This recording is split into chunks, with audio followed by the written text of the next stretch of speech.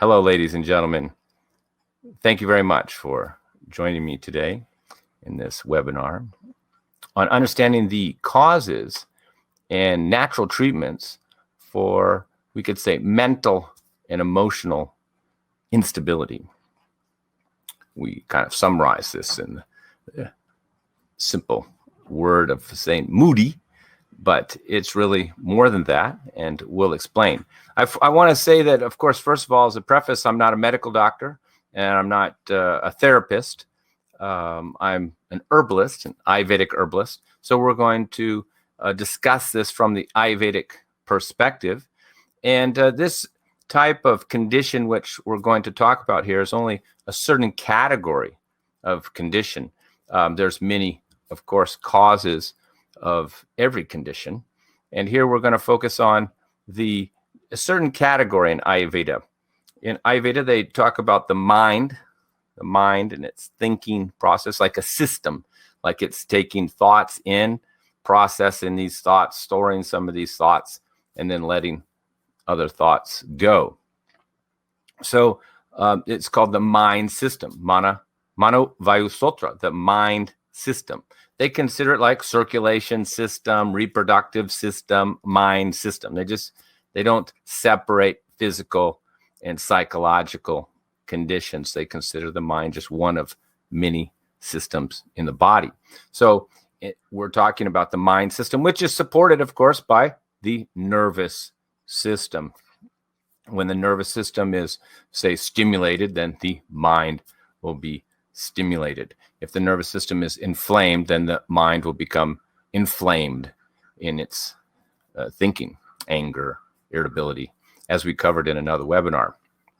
And if the nerves are depressed or malnourished and depleted, then the mind becomes dull and slow, and this can lead towards depression, as we covered in another webinar.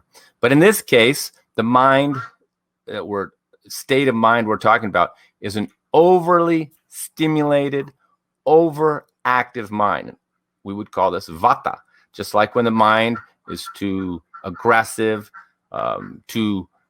leads towards anger, irritability. We call this like Pitta, or fire in the mind, where there's anger. And then when the person is sad and depressed, then we call it Kapha in the mind.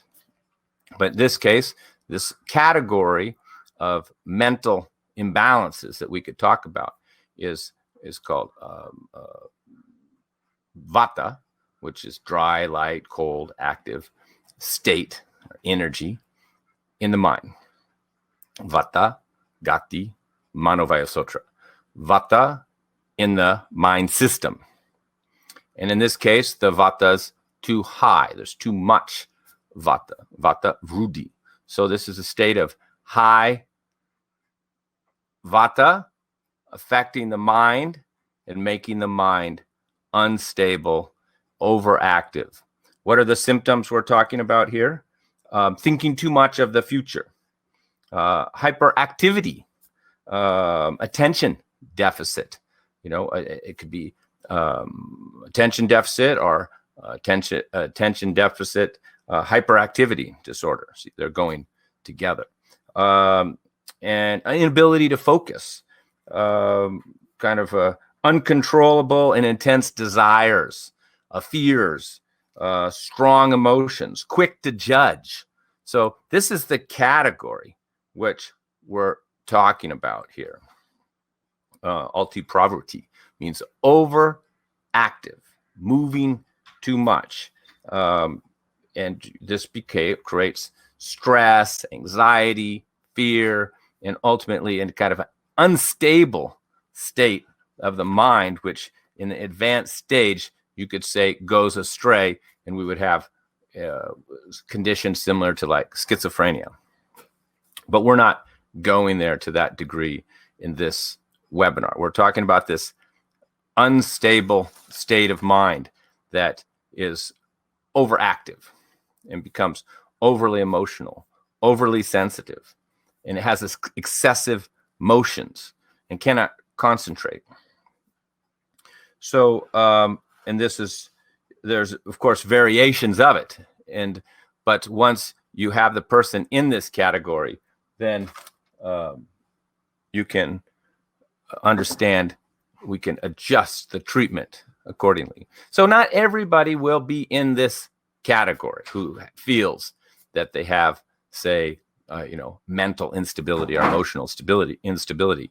You could be still in another category, and this treatment approach that I'm talking about may not be suitable for you. So diagnosis and understanding the state of the mind is really the first step.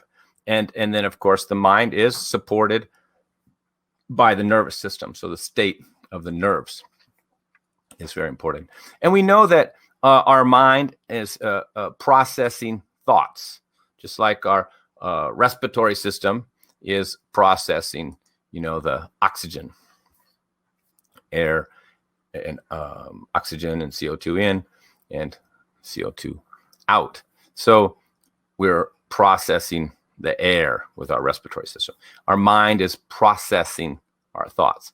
And where are our thoughts coming from? Of course, many sources, internal and external, but mostly our thoughts are coming from our senses, from what we see, what we touch, what we hear, what we feel, and then these are our source of thoughts. So to change our thinking, to change our thoughts, we have to change our environment, what we are being exposed to. For example, if we have over anxious mind and we have loud music or techno or rock going on the back, it's going to only aggravate the mind, because the sound will be sensed by our senses, our hearing, and then will be processed by our mind, and it will make our mind more active. So obviously, if a mind is too active, we don't want to have overstimulation of our senses. We don't want loud music with a beat, but we want soft, ambient music. We don't want bright lights. We don't want flashing lights. We don't want flashing TV. This is all going to overstimulate our mind, and create thoughts, and even aggravate our nervous system. So changing our environment, changing even the clothes we wear to be more soft, more comfortable, less irritating, and changing the music around us, even changing our the scent in the room, the scent of smell. We can put lavender in the room. We can put flowers in the room. All of these will affect a person's thinking by changing the environment, and ultimately what thoughts are created in the mind. So this is very important. If a person's in a unhealthy environment with a lot of stress and stressful people around, or you're just watching TV or movies or video games with a lot of stress and a lot of violence, and a lot of very fast activity, then these are creating thoughts in your mind. And you can see it because maybe at night you're now dreaming of things that you saw in the day, thoughts that came to you while you watched a movie or TV or something that you saw. So you must be very careful with what you're exposed to. In India, they try not to expose a newborn baby to anybody except, the family and those people who are in a peaceful or Sattvic state of mind, to not influence this very influenceable, pure newborn baby. So I think that's very wise. And for anybody in an unstable mental or emotional state, we should practice the same thing, creating an environment that is very peaceful, very caring, without aggravating, stimulating the nervous system. So, as we said earlier, that this state of mind, this agitated, anxious, overactive state of mind, which we're talking about here, is Vata, created by Vata. And we know that Vata has certain qualities. It's light, it's not heavy. It's light, and it's dry, and it's rough. It's not smooth, and it's very active. So to balance Vata, as per Ayurveda, we do the opposite. So that means we can talk a little bit about even diet if we have this understanding. If we have a person who's spacey, lightheaded, make quick to judge, can't focus, fear, state of fear, then there's a certain lightness to them. They're not sedated and calm and grounded. No, they're the opposite. So we want to have foods that are grounding foods. So that would mean this person wouldn't be eating salads and popcorn. That's too light. They need sweet potatoes and butter. And this person wouldn't be skipping meals. As we know, everybody who starts skipping too many meals or going a few days without food, we all become a little bit more lightheaded, sensitive, and ungrounded, which would be good in certain professions or meditation. But if you already have an unstable mental and emotional state, then you want to first think of becoming grounded. And the easiest way to become grounded is by having grounding foods, 3 meals a day.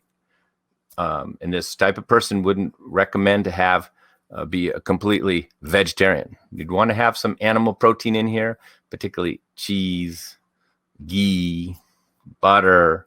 These will all be things fish that will help to ground the person. Second, we don't want to have things that are too dry. We want to have moist things instead of popcorn or dry chips or dry crackers, which we know dries the body, aggravates the nervous system, whose membranes or nerve sheath is made from fat. And too much dryness in the body creates not just dry skin, itchy skin, dry colon, and constipation, but also it aggravates the mind and the digestive system because it's increasing Vata. One of the qualities of Vata is dryness. So that would mean no dry foods, no dry fruit, particularly if the person has dry skin, dry mouth, dry stools, and dry, hard, stools resulting in, or because of constipation. Dryness will only make these conditions worse. So we want moist foods, steamed vegetables, and oily. That's why we want the ghee, the butter, and oil in the diet. And in fact, even oil on the body, which we'll talk about. It's a very effective way to ground a person out and to calm them down is by oil massage. And we're going to cover that. So we want grounding foods, we want moist foods, organic foods, as Glenn's mentioning there, to not stimulate. Any chemicals are also stimulating to our nerves. So we want foods that are not active, not stimulating. So this would mean, obviously, if a person who's overthinking, worried, anxious, jumping to conclusions, anxiety, isn't able to focus, we wouldn't want this person having stimulants. So you want relaxing, nervine, calming things like oatmeal with butter. Oats are mild sedative, a mild nervine, not a cup of coffee. And that's all, only a cup of coffee. That's too light and too stimulating. Hello from Toronto. Welcome. So this would mean no coffee, no green tea, no yerba mate. When the mind's active and the person's active and the person's overthinking and is unable to focus, coffee becomes poison for this person. Caffeine becomes poison for this person. Even chocolate, which is stimulating. We all know that, chocolate, gives us that little chocolate high. And sugar also is stimulating. We all know from sitting next to a young child in a plane where you see the mother giving them sugar. And then the next thing you know, the child's jumping up and down on your lap. And then a few minutes later, they'll crash and be crying. And then they'll go to sleep. So same's happening for adults. We're getting the sugar rush and we're feeling great. And then we kind of crash. And this creates more emotional stability. instability. So we want to have grounding, warm too. We don't want cold. Forgot to mention cold. No cold food. So, in my mind, I'm imagining a person who's like this picture behind us: thin, light, cold, dry, active, high Vata, overthinking, unstable, unable to focus, unable to complete tasks. This type of mental state, and emotionally unstable. So we want to ground them out by giving them warm, grounding, heavy, oily, moist foods like oatmeal with butter is a good, and some hemp seeds and some nuts in it. It's very grounding before you go off to work and do things, and not leafy greens, not salads, not cold smoothies. No, warm, like warm soup, like a carrot soup with onions, garlic. All these things are warming, soothing, and of course, staying in a warm environment. When we're in a cold environment, we shiver and shake, and it makes us anxious. But we're in a warm environment, we feel comfortable and safe. So environment should be warm, and the food should be warm. So that would mean salads, cold smoothies, all would be counterindicated. And definitely ice cream. Ice cream is cold, sugary, stimulating. So these are things that we need to look at, is to ground out and the person using food. It's the easiest initially. Other things that lead to this kind of, Manavaya Sotra Dushti, it's called, imbalance of the mind due to excessive Vata, would be, experiences of grief, and, of course, steroids, alcohol, even many drugs are overstimulating. And some of the other signs that this person would have would be hypersensitivity to the environment and foods, where I can't eat this, can't eat that. Everything is affecting them adversely. There's a kind of hypersensitivity going on. And signs and symptoms of a person in this state, we can see has, negative thinking and memory loss, poor memory, forgetting things, and a poor decision making, feeling confused, becoming very indecisive, and unable to concentrate, and misunderstanding, misinterpretations of people and emotions, because the mind is unstable. So, and the person often has no goals, no direction. They feel confused. They feel frustrated. They feel in fear. And of course, some of these, and memory is poor. Now, of course, this could lead to, conditions like Alzheimer's, ADHD would be one classification of what we're talking about here. So I hope you understand that's the category of person that we're discussing, treating today. So diet's very important. The environment's very important. What's affecting the senses? It's always good to start there, with the right food, right diet, a Vata balancing diet, not a weight loss diet, not a stimulating diet, and then the right environment. So once we have the right environment, maybe some changes we have to make. Start eating the right Vata balancing foods to become more grounded and improve our digestion. And even we could say that another cause is even nutritional deficiencies. For example, if a person doesn't have any grains, we see this quite often nowadays because it's one of these new fads to avoid all grains. And so people do it to lose weight. And then they come to me, and after 6 months or even less, they say that they experienced anxiety and nervousness. Often a person who's never had such feelings of anxiety or restlessness says that they experienced it by not having grains. So this is a sign of vitamin deficiency, particularly the B vitamins, B6, B12, so which are in our grains. particularly all the B vitamins except B6 we can find in our grains. So when a person has a grain-free diet, they can end up having more anxiety. So that's why this person will like to have oatmeal, rice, easy to digest wheat, things that are nurturing, grounding, building. And we want to avoid, of course, nutritional deficiencies in the mind, because it will affect our nervous system, particularly these B vitamins. Too little fat in the diet, deficiency of fat, will also affect our nerves and make us overly sensitive to the environment. We can see people who are not having any fat in their diet because they want to lose weight.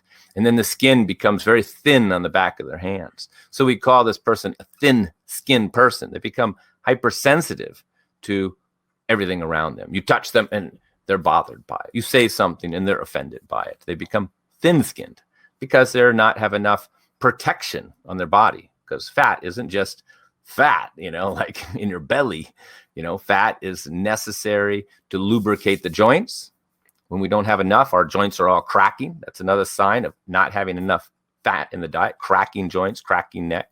And also, there's not enough fat on our body, so ribs are sticking out, the bones are sticking out on the back of our hands, and our skin is very thin. And this creates a certain hypersensitivity to our nervous system because our nerves are no longer protected with this fat. Our body is no longer protected by this coating or this membrane of fat, which every cell and even the nerves in our whole body is protected by fat. So low-fat diet, low-carb diet, not eating enough, over fasting, skipping meals, all are going to make this type of condition, which we're talking about, this aggravated and increase the symptoms of hyperactivity, hyperthinking, hypercritical, emotional instability, inability to focus.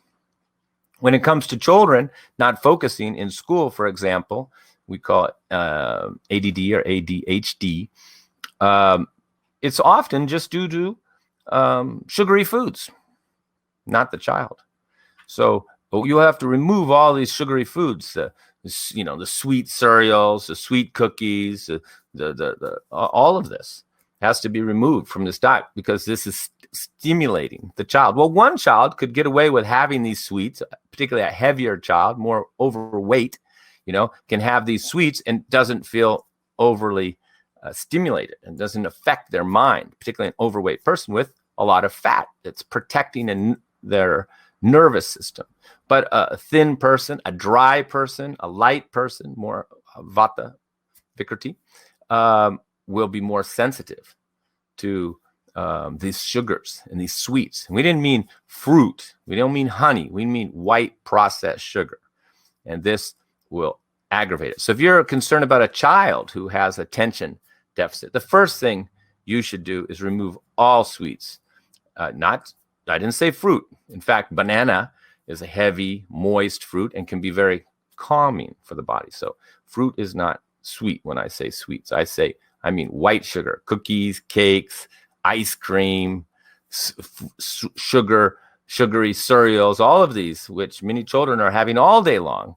And then this child is in a hyper state, and emotional instability is coming from the high of the sugar and then the low, just like with some people who have alcohol or drug addiction. There's a high, there's a low, there's a high, there's a low.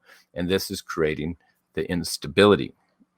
And regular routine, having breakfast at the same time, lunch at the same time, dinner at the same time, going to bed at the same time. This creates stability. As we know, children, babies, they like stability. They like to be fed at the same time. They like to go to sleep at the same time. Well, we all do. And if we have an erratic and unregular lifestyle, then it's going to adversely affect us. And we want to have a stable lifestyle. The key word here is routine.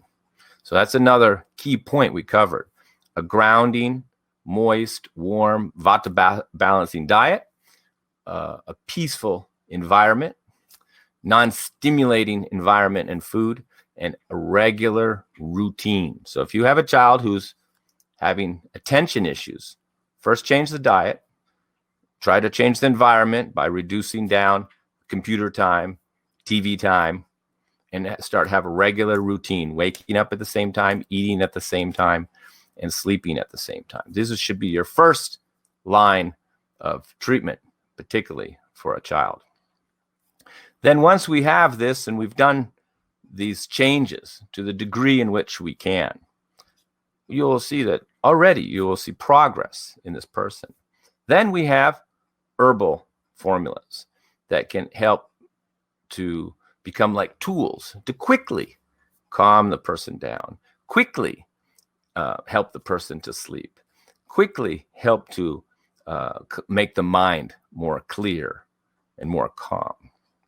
That's the beauty of herbs, is because action is quite quick. So they become like a support, I don't want to say a crutch because you rely on them, but a tool that helps you, makes it easier, because it's hard to tell a person to settle down, calm down. But you drink the tea, take the herb, and you feel this sense of calmness right away, then you feel, it was provided for you. And then you can rely on these herbs. And since these herbs are just plants, and many of them actually have vitamins and minerals in them, then they can be taken in most cases long term.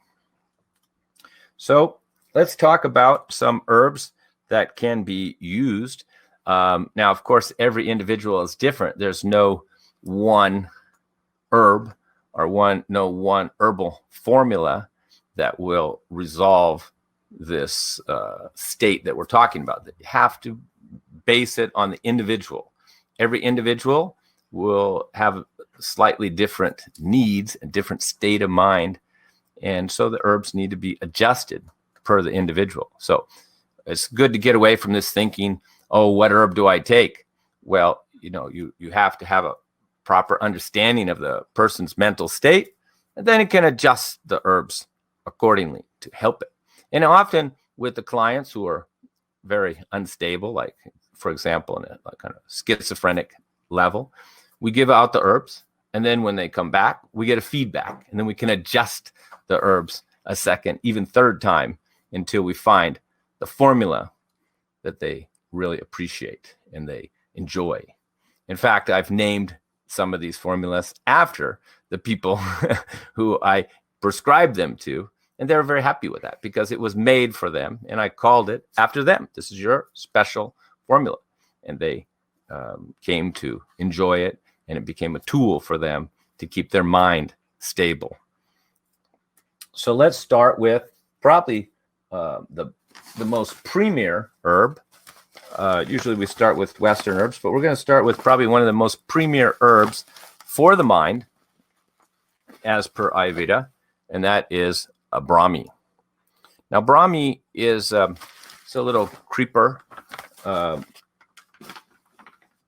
grows along the ground. It's there's also Gotakola, which is similar to Brahmi. There it is. That's Gotakola. So there's Gotakola and Brahmi. They're often mixed up. Sometimes people refer Gotakola as Brahmi, and they're somewhat interchangeable to some degree. And sometimes you just want to use them both. But Brahmi is considered the premier herb for the mind. In fact, I'm having a tea right here, and we could call this tea Brahmi tea. Now, we call it brain tea. First ingredient is ginkgo. Ginkgo is from one of the oldest plants in the world. It's a huge tree that was apparently around during the time of the dinosaurs, and it helps with circulation and memory. And then there's Brahmi, which is really the main herb here. And there's Gotakola, which I talked about. We call it Manduk Burni in Ayurveda. Little sage, little balm, lemon balm, rosemary, and a little ginger, just to work as a catalyst to help all the herbs work better. And rosemary for circulation. And lemon balm is from the mint family, and it's a little nervine. And sage also, not too much, but enough there to give it a little bit of support to the cognitive function. This is a very pleasant tea You can drink it day or night. In fact, that's the tea I'm having right now. It tastes very nice with that rosemary and ginger in there. And Brahmi is non-stimulating. So, but you feel sharper, you feel clearer, and you feel calmer. It's the balancing of both Vata and Pitta. So it works for anger and irritability. And it's not a real sedative, so it's not going to make you sleepy or really reduce anxiety. So it's more focusing on mental clarity and calmness of the mind, but not a true like sedative formula for like panic attacks. And we have this in many forms. Now we have Brahmi in different forms. Here it's in ghee. We call it, again, just brain ghee. There we go. It's a clarified butter, and there it is, Brahmi. That's it. It's basically Brahmi Grita. Grita means ghee. It's herbs in there. And it says, it says for short-term and long-term memory, and even strengthens the adrenals. So if you have a child, for example, particularly if they're very dry, very sensitive and dry, then this will work better for a dry person or a child. It's very subtle. Like if I take a teaspoon of the Brahmi ghee, I really don't feel much. But if you're a 3-year-old or a 5-year-old and you take 1 teaspoon, you could feel more focused, more calm through the whole day for a young child or a very sensitive person. So certain people, they say, well, I'm very sensitive. I have to be very careful what I have. I don't like dry things. Things irritate me very easily. Well, you give, and their skin's dry, their mouth is dry. They tend to have constipation. Then we give it to them in ghee. So we're giving them the Brahmi, but we're doing it in ghee. It also comes in a tonic, fermented. We call it Saraswati Rishta. This one is ashwagandha Rishta, vitality ghee. Still good for the mind because it's an adaptogen, but Brahmi can be in many forms. And in fact, here's another form. Brahmi, here's Brahmi here, and Brahmi powder. We can see organic Brahmi right there. So this is all the formulas that I have now are then using a Brahmi in them. So if we say we have a formula here, like a relaxing formula, here a calming formula. This is a calming formula. There we go. We can go. There we go. Calming. This is for nervousness and anxiety, even panic attacks. First degree ashwagandha, adaptogen. Jyotismati, which we can mention. It's a mild nervine. Shankhpushpi. It's also very good for the mind, the memory, nervine. There's Brahmi. And then Tagar. Tagar is related to valerium, as we call it, Indian valerium. It's a sedative. So there's a little bit in there, and that helps with the panic attacks. And this should be generally taken with something like warm milk. It can work with a tea or a powder, but it's going to work better in some fat. So you can see then we're using Brahmi in different formulas. Now, if we want to improve, we want to make the memory a little sharper, a little clearer, then and like the person isn't able to focus, and we want to make it sharp, then we use this very famous formula here called Saraswati. Where's my Saraswati? Jyotismati. Well, here I have it in this form here. So this is we call brain and memory tonic, mental imbalances, dementia, poor memory. Now this one makes you a little sharper. It's got many herbs, and I think there's about 50 herbs in it, but there's the title. It says Saraswati Churna. Churna means powder. So this is an existing formula that exists in Ayurveda. Here it is. I have a whole pound of it here. Saraswati Churna. You can see all the herbs that are in there. And I think, there's Brahmi is the first herb, and there's the ashwagandha in there. And, there's a little pepper, a little ginger. There's many herbs in here. Shankhpushpi, which I mentioned earlier. some ajwain. So this is a mix, but mostly, again, it's Brahmi. And there's another herb called Vata, or that opens the mind and clarifies it. So this Saraswati Churna, it can be taken directly. In fact, that's what this little formula is right here, Saraswati Churna. We just call it brain and memory. So this is when there's a kind of dullness. They're not sharp, they're not quick. And I have it here on my desk, and you can just take a small pinch of it and really perks you up. You feel a little more sharp. So you could take this tea. It's nice, calming, not sleepy. It's not going to make you sleepy, but it's good for the mind, good for work, not overstimulating. But if the person's working and they're a little dull, then you get a big old pinch of this and just put it right in the tea. And that is it'll perks you up a little bit. How it allows you to focus. So we took the Saraswati Churna with those mini herbs, and we put it in the Brahmi ghee. It's very nice. And then you drink it during the day. You notice right away an effect. I mean, even in 1 hour from just drinking this tea, I will notice the effect, even in 15, 20 minutes. It's very nice. And now, once you understand these herbs and how they're used, you know, it takes a while to study them. There's Jyotismati. It's a flower. Also, a very nice nervine. You'll find that in a lot of the formulas. Here's Manduk Purni, or Gotakola, which I showed you earlier, related to Brahmi. Looks a little bit similar. And it's more helping for circulation in the mind. And remember, that was in this tea, Brahmi tea. There it is, the Gotakola right there, Brahmi Gotakola. Here's another form of Brahmi. You could have Brahmi oil. Here I have Brahmi oil with gold in it. It was prepared in gold. That's right. And there's Saraswati in it too. So this is from India. It says right there on the bottom, with gold. And actually, this is used for more serious mental imbalances like schizophrenia, where this is the type of oil that is used. And also, you can take this Brahmi even in the nose. We call it brain oil. There we go. Oh, focus issue there. Brain oil. There you go. And improves cognitive function. So see, we can have Brahmi tea. We can mix the herbs together in a formula, particular for that person.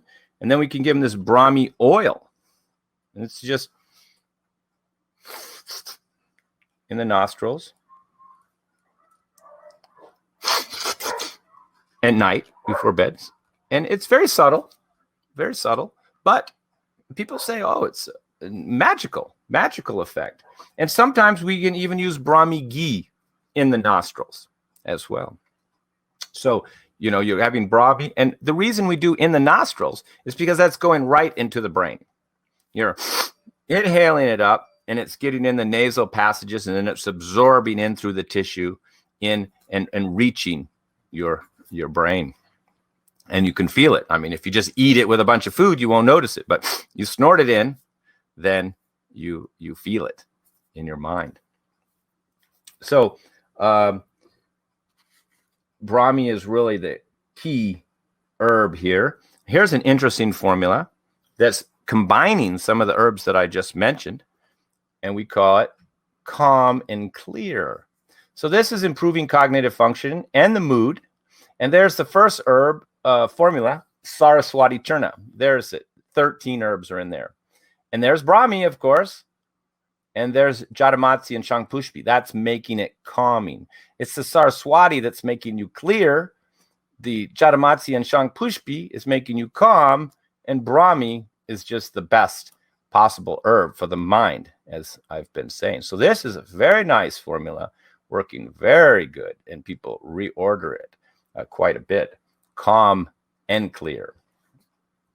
Like I said, if there's panic attacks and things, then we'd have just more calming, and there we would add in, you know, tagar, more sedatives in there as well. Let's see if we can see the tagar. This is much more. This would make me sleepy. If I took this in the day, I would go to sleep. Now, we have another one, just another interesting one here, calm and cool. See, this is just different formulas. And sometimes when the client comes, I still make it for the individual. Cool is bringing down irritability. We call it anxious frustration. And it also helps with clarity. There's the first ingredient again, Brahmi, shankhpushpi, good for the mind, irritability, Jyotismati, cooling, relaxing, mild nervine, guduchi, which is one of the best herbs for pitta, and then red sandalwood, which is sweet and cooling, and a little licorice. So this is a person who's getting anxious and a little irritable together. Again, a popular formula, working very nice. So we got a few other herbs here, and here's Tagar. Tagar is called Indian valerian. It stinks. It smells kind of stinky like valerian. And here we have another good one. This one is for using a different flower. A lot of these, you notice, like Jyotismati, shankhpushpi, Jyotismati, they're flowers. Lavender, chamomile, these are flowers. So a lot of times we're using flowers to address the mind because they're more gentle, more subtle in their action than, say, bark, which is more scraping, and roots, which is more detoxing. And so here's another one we call mood balancer. Very popular. Helps overcome mild depression and anxiety. And in fact, kind of like a bipolar state where a person's moving around. So we put 3 herbs that balance all 3 doshas, Vata, Pitta, and Kapha. We know Brahmi balances both Vata and Pitta, and Jyotismati is used for depression. And it's a little uplifting. You feel a little happy when you have it. We use it for depression. I've taken big doses of it, and it's definitely got an uplifting feeling. Shankhpushpi is relaxing, but particularly it's used for irritability.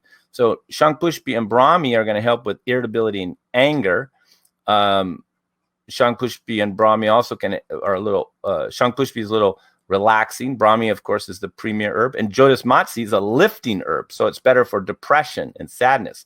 But this mixed together of all 3 in equal proportions, taught to me by another Ayurvedic doctor, is very effective. And you can then, as an herbalist, I can adjust those 3 percentages. I know that there's 33%, 33%, 33%.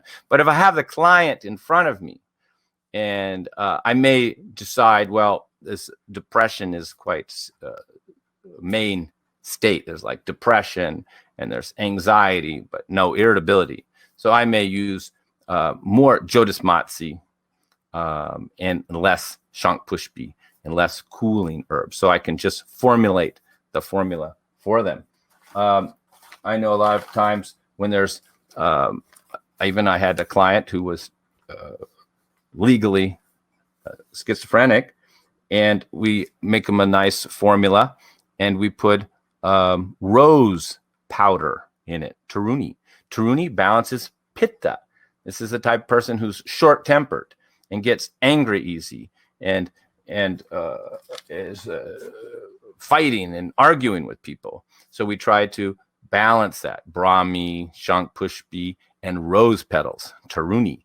And if they're very hot and their body's hot, we can put even the powder of pearl in there. And if the mind is really erratic, then we give them the Brahmi oil with gold in it. And the gold stabilizes the mind. It's not, it's just like prepared with gold. It's just a very, very small amount. Here's another good treatment. And this is, which I've recommended to people who have children who are, like, say, having attention issues or hyperactivity, is to put as oil massage on their body with sesame oil. And here we have some of the same herbs that we covered: ashwagandha, which is an adaptogen; bala, which means strength; shatavari, which is a cooling herb; this passion flower, which is a nervine; bringraj, which is good for pitta; and also a mild nervine, licorice, and a tulsi, and there's valerium. So it's going to be very relaxing. So if you massage a person, their whole body in warm oil like this Vata balancing oil, you can balance out their mental state very quickly, because you're covering the whole body with this warm, soothing oil that then penetrates the tissue and reaches the nerves. So you're reaching a lot of the nerves in the body very quickly. And that can keep them quite calm and stable for even a couple days. So, this type of oil massage, we give this out to the people or the parents, and then we combine it with the teas. So, oil massage with these nervines in the oil really is a very, very effective in a short period of time in supporting the nervous system. You don't want to do a dry massage. Yeah, it has to be an oil massage in a very calming environment. So you could have a very hyperactive, unstable, emotionally radical person whose thoughts are all over the place with fear, anxiety, moving from anger to depression to unstable. And then you give them a warm oil massage plus a cup of tea like this, Brahmi tea, and that's it. You would see an immediate change when that person came out from that treatment. And just like any of us, if we're all stressed out and we go in and get a nice warm oil massage for 2 hours, we're going to be more relaxed. But in this case, there's nervines in the oil that's penetrating into the nervous system and really supporting the nervous system. So you can combine the right environment with the right music, the right temperature, with the herbs, with the oil massage all together, and you can make a quite fast progress. And once a person becomes stable, whether you use the herbs, they found the herb that works for them. And I've had people who, were feeling suicidal, and then they started drinking my herbal tea. Often we combine it. We say, okay, you have the Brahmi tea, the brain tea. There's our brain tea. You have the brain tea, and say they're we use it as a carrier, anupana, and then we put the mood balancer in it if there's depression and unstable mood. And then just drink it all day long. Make a big thermos, drink it all day long. And they're having their 3 meals a day, having regular routine, listening to relaxing music, getting oil massaged by their family member or partner, or even if they have to do the oil massage themselves. And they can come back. I've had people say when they started this routine of taking the herbs, all thoughts of suicide were gone, like from the next day. So it can be very effective. And then I've had even children whose parents made them a relaxing tea or one of my teas, which I may make for the individual, and say they put it right in the thermos, send the child to school, maybe 10, 11, 12, and they're drinking it during their lunch break. And it's made all the difference in the world, where the parent, the teachers even see a more calm, a more focused child within days. And they're drinking it right out of their thermos, or we mix it even with the fruit juice and just give it to the children. Here's another tea we call it grounding tea. So, and this supports the nervous system, balances Vata, and it's also anti-inflammatory. It's actually very nutritious too. It's made with a formula called Dasha Mula. Dasha means 10. Mula means roots. It's made with 10 roots of 10 different plants, 5 big trees and 5 bushes apparently. And these 10 roots are all combined together, and it's a formula called Dasha Mula, 10 roots.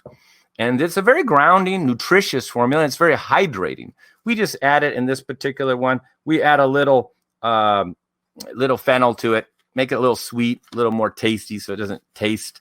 Otherwise, it really tastes like you're having a mulch. It looks like mulch, because it's just a bunch of chopped up roots. And many clients said, it looks like when a mulch I put on my garden. So that's why we add a little fennel to it, makes it a little sweet, a little more tasty, and it's very grounding. See, so I could have a person who's spacey, anxious, and I may say, okay, you drink the grounding tea all day, and then you could add in, one of these powders, like the calming formula, in the tea and drink it all day long. And they think, wow, I feel so much more grounded. I feel my feet are on the ground. I feel more clear. And I haven't had any panic attacks. I'm not as anxious, just from the tea. I have people who, and the herb combined together. It's the right combination. You have to get the diet, the environment, the herbs, just perfect. It's like you're adjusting a person, just like a car. You don't want the car running too hot. You don't want it running too cold.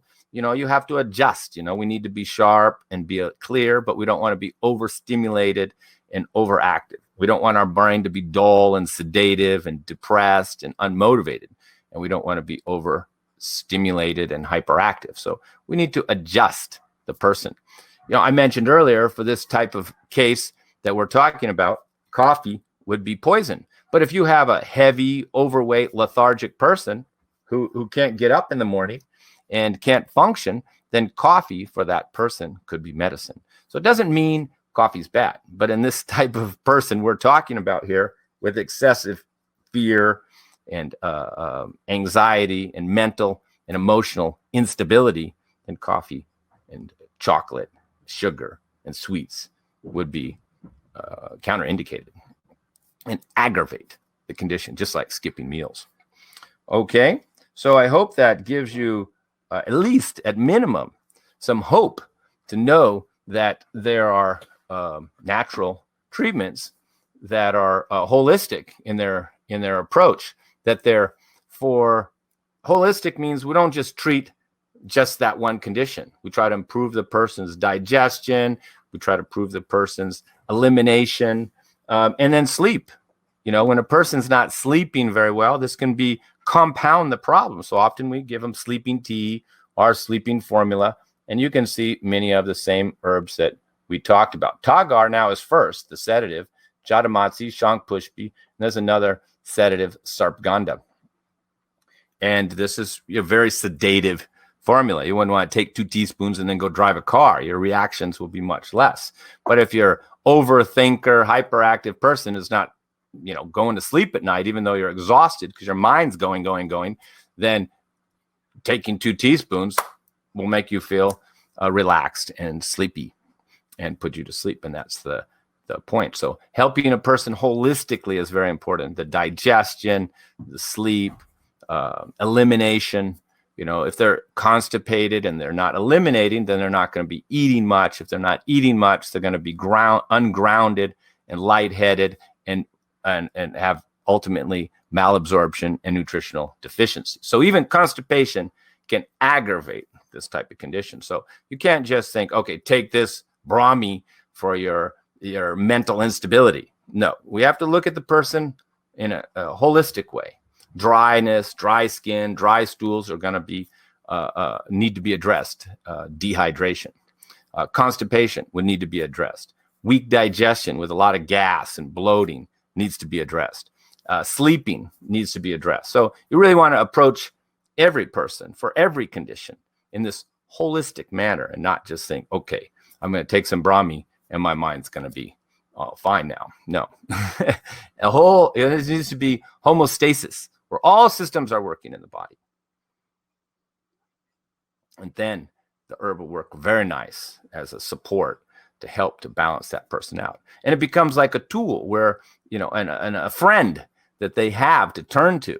Even children, mommy, give me that relaxing tea. Mommy, give me my sleeping tea. The children even are asking for it because it's making a balancing out their state.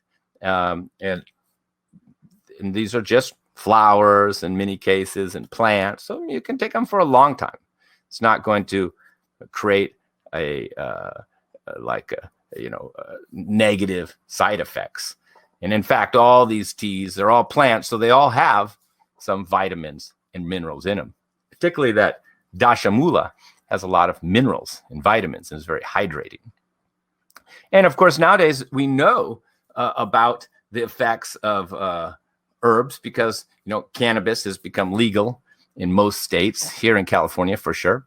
And we know that, cannabis is known to be a mild nervine and helping with social anxiety. And it's got analgesic effects, so it also helping with pain. It's not going to treat or cure arthritis, but it can help with pain, and it's supporting the nervous system. So that's just one herb. And, we know that one herb does affect our mind. If we have too much, then we become overstimulated. So I'm not saying that cannabis sativa would be a cure for the types of conditions that we're talking about today. But it does have a place in ancient herbal Ayurvedic tradition. Cannabis, it was used as an herb. It's not a cure-all like people think today. It was never used for arthritis and pain in the past because they have better things to reduce inflammation and pain. So, but it does show us that, an herb, which is cannabis sativa, can affect your mind. And so these are other herbs that also will affect your mind, your state of mind, and help you to balance and stabilize your mental and emotional condition. So I hope that helped you. Hope that gives you hope, that there's treatments available and they work very well. The mind's very sensitive. I'd much rather deal with somebody who's got little anxiety and mental instability than an extra 100 pounds. 100 pounds is going to take a while to reduce down. Excess weight is a slow process. Fatty liver, tumor growth. These can take a long time to reduce, but to calm the mind, very fast. If you get the right formula, the right herbs to change the environment, improve the digestion, within days, the person can feel much better. Within days, the memory can start to improve and clarity. Within days, the sleeping can start to improve. So, mind is very sensitive and it's associated with the nervous systems. You're treating the nerves, you're treating the mind. The mind's picking up from the environment, so you can change the environment to change the mind. So it's easy to work with the mind, its state of mind, because it's reacting to the herbs. Just like it's negatively reacting to your coffee, your sugar, and your chocolate, it's positively acting towards these herbal remedies, which we could say are food for the nerves. They're supporting the nerves. And many of them actually have a lot of B vitamins in them. And, they are, when they're looked at nowadays, they find, wow, some of this herb that people have been using for calming the mind has all these B vitamins in it, which we now know helps the mind. And then we say, wow, this grounding tea, these roots have a lot of magnesium in them. But people have been taking them for thousands of years to relax the mind and the muscles. So the vitamins are in these nerves, in these herbs. It's just that they're more than just vitamins. Just taking a B vitamin in the day can help if you're deficient. A little magnesium at night to help the muscles and the nerves relax. But ultimately, the herbs will be much more effective and much more suitable for long-term use than taking synthetic vitamins. And many synthetic vitamins, like too much B12, can be overly stimulating.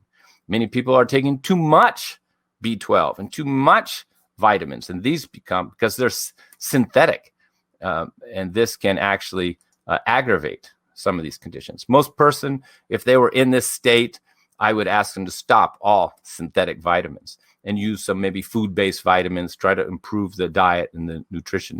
They're too stimulating for many people.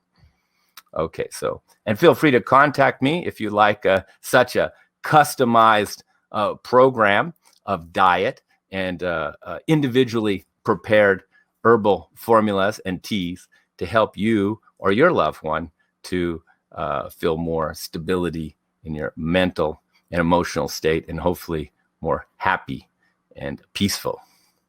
Thank you very much, ladies and gentlemen.